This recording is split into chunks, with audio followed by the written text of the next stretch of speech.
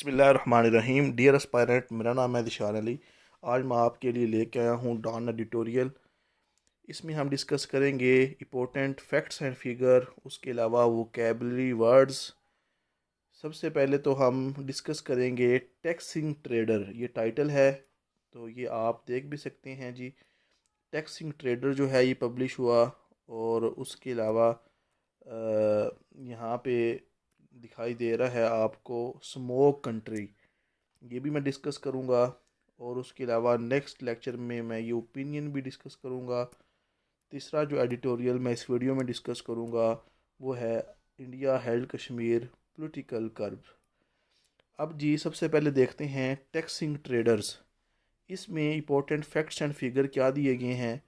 इसमें जो राइटर है ना वो कंपैरिजन करेगा कि जो टैक्स देते हैं ना सैलरी पर्सन, और उसके अलावा जो दूसरी तरफ जो टैक्स देते हैं ट्रेडर, उसमें वो कंपैरिजन करेगा और बताएगा कि पाकिस्तान की जो इकोनॉमी है उसकी अनस्टेबिलिटी के पीछे पूरा टैक्स ना मिलना है। कहता है जो रिटेलर है ना, जो ताजर हजरात हैं, उन्होंने सिर्फ 11.2 बिलियन टैक्स दिया है लास्ट 8 मंथ में, जबकि जो सैलरीड क्लास है उन्होंने दिया है 217 बिलियन रुपीस जो है वो टैक्स दिया है। ठीक है। अब ये बता रहा है writer, trader have historically evaded tax. Trader हमेशा टेक्निक्स इस्तेमाल करते आए हैं। इवेडेड होता है बचने से, टैक्स देने से बचने के लिए हमेशा उन्होंने बहुत से हरबे इस्तेमाल किए हैं, जिसकी वजह से एग्जैसरबेटिंग पाकिस्तान इकोनॉमिक चैलेंज। एग्जैसरबेटिंग होता है कि परेशान कुन जो हैं हालात, परेशानी की तरफ जा रहे हैं, पाकिस्तान इकोनॉमिक चैलेंज जो हैं वो बढ़ते जा रहे हैं। Government plan to implement a compulsory registration scheme for trader.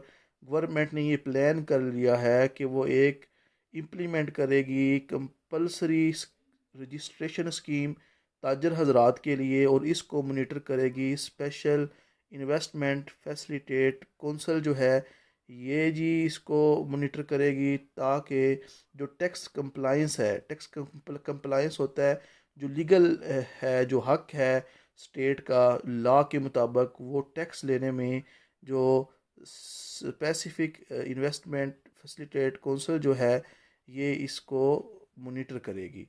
और उसके अलावा जी यहाँ पे डिस्कस कर रहा है राइटर कि ट्रेडर की तरफ से रेजिस्टेंस आ रही है, और ये एक्सपेक्टेड है कि इकोनॉमिक कंस्ट्रेंट, इकोनॉमी जो है वो कंस्ट्रेंट हो जाए, रुक जाए, और हमें इन इशू को टैक्स इवियन से बचने के जो इश्यूज हैं उनको एड्रेस करने की ज़रूरत है। और जब तक हम ये जो टैक्स इवियन का इशू है एड्रेस नहीं करेंगे तब तक इकोनॉमिक स्टेबिलिटी नहीं आएगी। सो इट इज़ क्रूशियल कि वो कौन सी टेक्निक्स है जिससे जो हमारे ताजर हैं, ट्रेडर हैं, वो इस टैक्स से बचते हैं, इस इशू को एड्रेस किया जाए ताकि हमारी जो इकोनॉमी है वो स्टेबल हो जाए। इंपॉर्टेंट जो वोकेबलरी वर्ड्स हैं वो इस्तेमाल हुए हैं। कंपलसरी का मतलब होता है ज़रूरी, इम्बैलेंस होता है तवाज़ुन बिगड़ जाना, एग्जैसरबेटिंग होता है बुरा बनाना किसी सिचुएशन को और बुरा फील करना। ब्यूरोक्रेट आपको पता है जो एडमिनिस्ट्रेटिव पोस्ट पे होती हैं, निज़ाम चलाते हैं। वॉलंटरीली होता है इरादी तौर पर। ट्रांसपेरेंट शफाफ इंक्लूसिव जिसमें सारे शामिल हों। कंसेंसस होता है इत्फाक़ राय। मिटिगेट होता है कम करना। सस्टेनेबल होता है जो मुस्तकिल हो रहे। इंटीग्रेशन होता है जी जिसमें आप चीज़ों को इंटीग्रेट करते हैं, मिला लेते हैं। फैसिलिटेट होता है आसानी करना। एमनेस्टी होता है जी किसी को मुआफ़ी दे देना। ऑफिशियल पैराडॉन को अमनेस्टी कहते हैं। एडवोकेसी होता है वकालत। ऑस्टेरिटी होता है डिफ़िकल्ट इकोनॉमिक सिचुएशन में जो है ऐसी मेजरमेंट लेना जिससे एक्सपेंडिचर जो है वो क्या हो जाए, कम हो जाए। तो एडिटोरियल डिस्कस करता है पाकिस्तान के ऑन गोइंग एफर्ट्स। बता रहा है कि पाकिस्तान एफर्ट कर रहा है इकोनॉमिक सेक्टर के अंदर कि हमारी जो इकोनॉमी है वो थोड़ी स्टेबल हो जाए। Tax into the tax net amidst economic challenge and growing depth. कहता है कि ये एडिटोरियल डिस्कस करता है पाकिस्तान लगातार एफर्ट्स कर रहा है सो दैट जो ट्रेड सेक्टर है उसको टैक्स नेट में ले आए। इकोनॉमिक चैलेंज और ग्रोइंग जो डेप्थ है इनके दरमियान जो सिचुएशन तल्ख होती जा रही है, जो चैलेंजिंग है, इसका एक ही हल है कि सैलरीड पर्सन के साथ साथ जो हमारे ट्रेडर हैं वो भी tax they so that state अपनी मशीनरी जो है वो रन कर सके। While the salaried class bear a significant tax burden, जो सैलरीड क्लास है उन्होंने 217 बिलियन रुपीज़ दिए हैं लास्ट 8 मंथ में, जबकि जो रिटेलर सेक्टर है उन्होंने सिर्फ दिए हैं 11.2 बिलियन। और ये राइटर जो है इसमें हाईलाइट कर रहा है स्टार्क इम्बैलेंस के एक वाज़या फ़र्क देखने को मिल रहा है हमें रिटेलर और सैलरीड पर्सन के टैक्स के अंदर। डिस्पाइट इकोनॉमिक हार्डशिप, इसके बावजूद कि इकोनॉमिक हार्डशिप बहुत ज़्यादा है, ट्रेडर है हिस्टोरिकली वेरी टैक्स, ट्रेडर जो है हमेशा जो है वो टैक्स से बचते आए हैं, एग्जैसरबेटिंग द कंट्री फाइनेंशियल वॉज, और जिसकी वजह से मुल्क की जो फाइनेंशियल हालत है वो सॉरोफुल होती जा रही है, वर्स होती जा रही है। वोज होता है सॉरोफुल, वर्स। सक्सेसिव गवर्नमेंट, जो एक के बाद दूसरी गवर्नमेंट आई है fail to address the issue adequately, वो इस मसले को एडिक्वेटली एड्रेस करने में फेल हुई है। But the current economic situation, जो अभी हमारी मौजूदा इकोनॉमी की हालत है, तो इट नेसेसिटेट द एक्शन, ये कह रही है कि अभी ज़रूरी हो गया है कि ट्रेडर को भी टैक्स नेट में लाया जाए। Government plan to implement a compulsory registration scheme for trader, और इसके लिए जितने भी ट्रेडर हैं उनके लिए रजिस्ट्रेशन स्कीम जो है वो बना दी गई है। एफबीआर ने जो है एक ऐप भी लॉन्च कर दी है और इसको मॉनिटर करेगा special investment facilitate council to ensure compliance, ताकि जो लीगल टैक्स है वो शहरियों से लिया जाए। How ever resistance from trader, लेकिन ट्रेडर से हमें एक जो मुज़ाहमत देखने को मिलेगी ड्यू टू इकोनॉमिक कंस्ट्रेंट, क्योंकि आजकल इकोनॉमी एक्टिविटी हैं वो रुकी हुई हैं। But the government must persist to elevate the unfair burden, लेकिन गवर्नमेंट को अब जो है इस पे मौजूद रहना चाहिए और अनफेयर जो बर्डन है ऑलरेडी टैक्स टैक्स स्टेट पे और उसके अलावा एलिवेट होता कम करने चाहिए। बिला वजह के जो बर्डन शहरियों पे हैं टैक्स का, already tax and unlock additional revenue source for economic stability, कहता है कि ऑलरेडी बहुत से टैक्स हैं हमारे ऊपर और जो एडिशनल रेवेन्यू सोर्स है ना इकोनॉमिक स्टेबिलिटी के लिए उनको अनलॉक कर देना चाहिए, मतलब ऑस्टेरिटी मेजर अप्लाई करनी चाहिए सो डैट मुल्क जो है उसकी इकोनॉमी क्या हो जाए, स्टेबल हो जाए। दूसरा आर्टिकल है जी स्मोग। स्मोग आपको पता है कि जब सर्दियाँ आती हैं तो एक होती है धुंध जिसे कहते हैं फोग। जब ये फोग मिलती है ना गंदी हवा से, पोल्यूटेड एयर से, तो वो बन जाती है स्मोग। लाहौर में बहुत ज़्यादा स्मोग आई है, तो इसमें देखते हैं कि स्मोग कंट्री जो है, ये भी आर्टिकल पब्लिश हुआ, इसकी इंपॉर्टेंट फैक्ट्स एंड फिगर देखेंगे। कहता है पाकिस्तान जो है सेकंड मोस्ट पोल्यूटेड कंट्री बन गया है बांग्लादेश के बाद 2023 में, और वर्ल्ड एयर क्वालिटी रिपोर्ट आई है। ये एक इदारा है जो पब्लिश करता है एक रिपोर्ट एयर क्वालिटी को सर्च करके, एयर क्वालिटी का डाटा इकट्ठा करके। पाकिस्तान के अंदर जो कंसंट्रेशन है पोल्यूटेड मटेरियल की वो 2.5 देखने को मिली है, जो कि 14 टाइम हायर है than the World Health Organization. World Health जो है WHO कहती है कि आपकी जो एयर है वो ठीक होनी चाहिए, क्योंकि अगर एयर में ये PM की जो वैल्यू है ये जितनी बढ़ती जाएगी उतनी ही एयर डर्टी होगी, और जितनी एयर डर्टी होगी उससे बीमारियां आएंगी। ठीक है। Air pollution is attributed to various factor, जो एयर पोल्यूशन जो गंदी हो रही है ये क्यों हो रही है? एग्रीकल्चर प्रैक्टिसेस जो है वो बहुत ज़्यादा हो गई हैं, इंडस्ट्रियल इमिशन, इंडस्ट्री का वेस्ट बहुत ज़्यादा है, व्हीकल पोल्यूशन, धुआं जो निकलता है गाड़ियों से, और क्लाइमेट कंडीशन जो ख़राब हो रही है, इससे जो है ये फैक्टर्स हैं जो हमारी हवा को गंदा करते जा रहे हैं। विंटर टेम्परेचर इनवेरियन, जैसे ही सर्दियाँ आती हैं पंजाब के अंदर सिचुएशन और बुरी हो जाती है, वर्सन हो जाती है, क्योंकि सर्दियों जब आती हैं तो क्रॉप बर्निंग शुरू हो जाती है, और उसके अलावा इंडस्ट्रियल एमिशन और जो ब्रिक किलन है, भट्टे हैं जहाँ पे ईंटें बनती हैं, उसका धुआं इकट्ठा होके, और उसके अलावा ये फॉग जो है इकट्ठी होकर स्मॉग बन जाती है, और जिससे पूरा जो पंजाब है ये वर्स्ट कंडीशन में चला जाता है। डिस्पाइट सम ईयर हमने कुछ मेजरमेंट ली हैं, एहतियाती तदाबीर की हैं, एयर क्वालिटी कंटिन्यू टू डिटोरियोट, लेकिन फिर भी एयर की जो क्वालिटी है वो गंदी होती जा रही है। और जो हमारी एक्सपेक्टेंसी मतलब हमारी जो ज़िंदगी है पाकिस्तानियों की, गंदी हवा में सांस लेने की वजह से 4.5 ईयर्स कम होती जा रही है। मतलब अगर कोई बंदा जो है वो अगर 70 साल जीता था ना एवरेज, अब वो 4 साल कम जिएगा। ठीक है, इस गंदी हवा की वजह से इंसानों की जो है वो एज भी कम हो जाएगी। तो वोकेबलरी वर्ड इस्तेमाल किए गए हैं, स्टैगरिंग होता है, हैरान कुन, ग्रेविटी होता है जी, सीरियसनेस, इंपॉर्टेंस, और उसकी सिचुएशन के लिहाज से उसकी संगीन सिचुएशन। माइक्रो और ग्राम्स होता है जी, unit of mass equal to million of gram. Inversion होता है रिवर्सल और change in the normal direction. उसके अलावा जी एग्जैसरबेट होता है to make a problem situation, उसको मज़ीद वर्स कर देना। एग्रेसिवली होता है फोर्सफुल वे में, असर्टिव मैनर में। मैंडेटेड होता है जिसको मुकर्रर किया जाए। पैरामाउंट होता है अहम चीज़ जो होती है उसे पैरामाउंट कहते हैं। और ट्रांस बाउंड्री होता है बैनुल जो है वापस में बिटवीन द नेशन, क्रॉसिंग और एक्सटेंडिंग अक्रॉस नेशनल बाउंड्री, उसे कहते हैं ट्रांस बाउंड्री। मतलब जो एयर क्वालिटी है वो पूरी दुनिया को अफेक्ट करती है। एडिटोरियल डिस्कस करता है पाकिस्तान की alarming air pollution crisis. Pakistan में जो है एक हैरान कुन पोल्यूशन क्राइसिस देखने को मिला है, ख़ास तौर पे एयर का, as highlighted in 2023 world air quality report.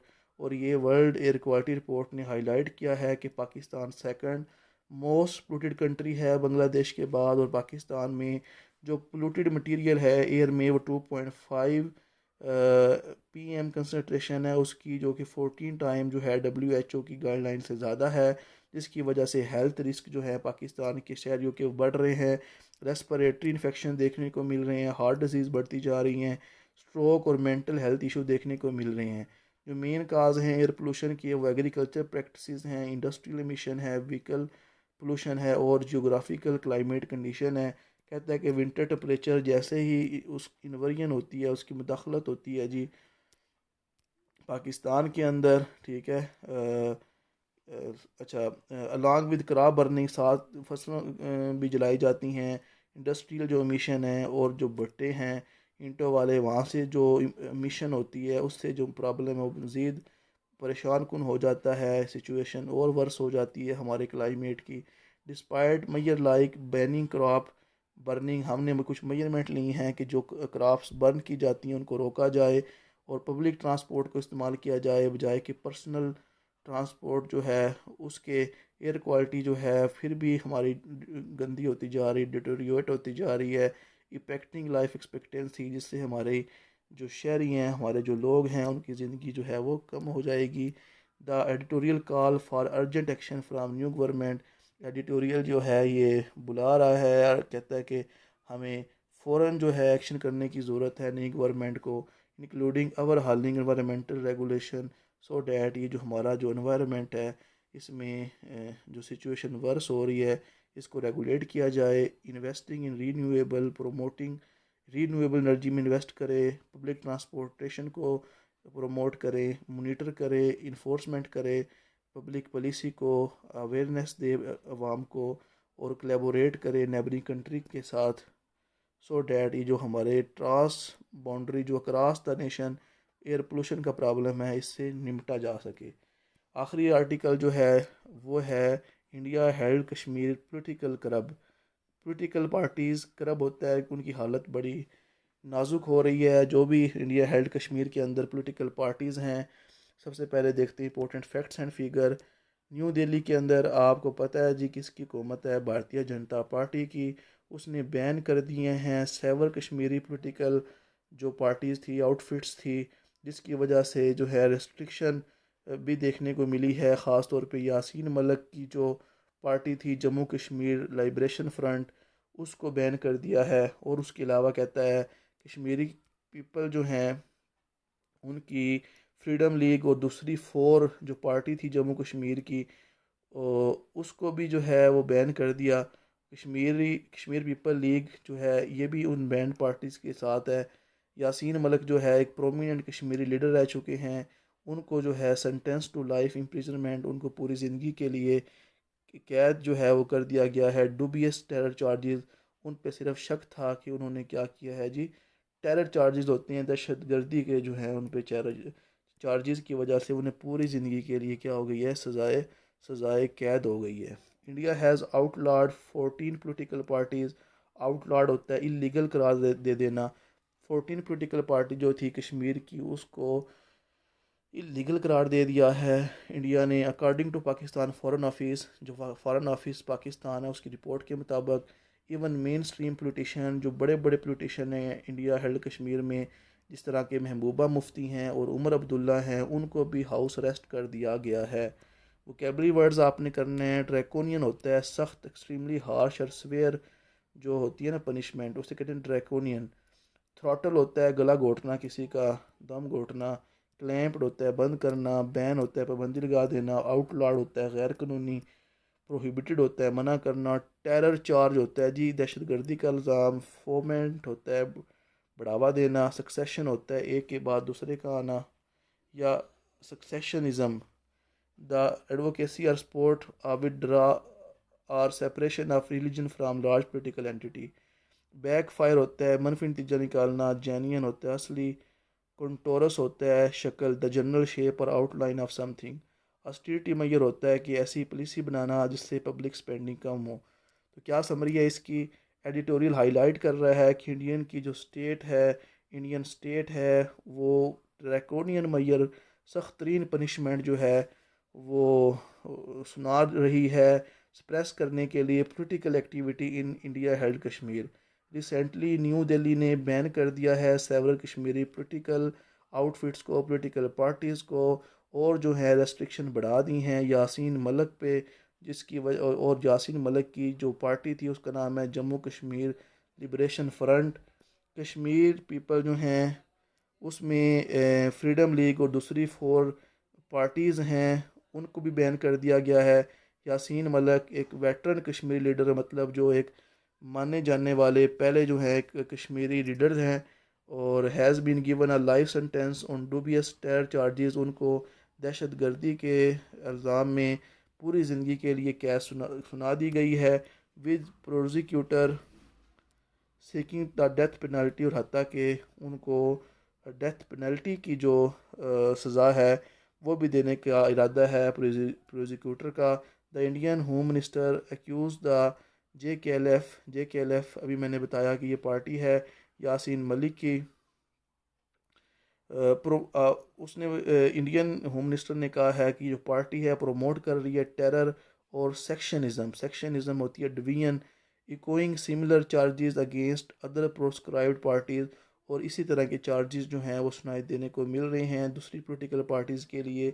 According to Pakistan foreign office, जो पाकिस्तान का फॉरेन ऑफिस है, उसने बताया है कि India has outlawed 14 political parties in India held Kashmir, कि 14 पॉलिटिकल पार्टी को गैर कानूनी करार दे दिया गया है। इवन कश्मीरी जो पॉलिटिशियन हैं जो न्यू दिल्ली के करीब हैं, जैसा कि महबूबा मुफ्ती और उमर अब्दुल्ला, उनको भी हाउस अरेस्ट कर दिया गया है।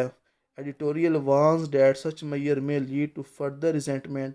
एडिटोरियल जो है ये वार्न कर रहा है भारतीय जनता पार्टी को, न्यू दिल्ली सरकार को, कि अगर आप इस तरह दबाते रहे तो इससे फर्दर रिजेंटमेंट परेशानी बढ़ेगी।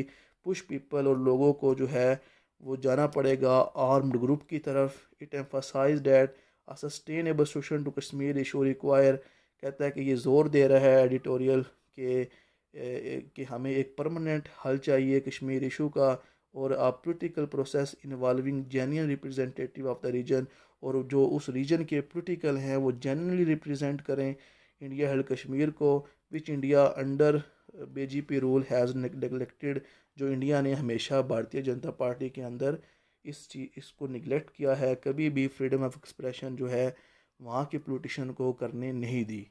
ये थे जी मेन एडिटोरियल। उम्मीद करता हूँ आपको अच्छे लगे होंगे। चैनल को सब्सक्राइब कीजिए। मिलते हैं नेक्स्ट वीडियो में। अल्लाह हाफिज़।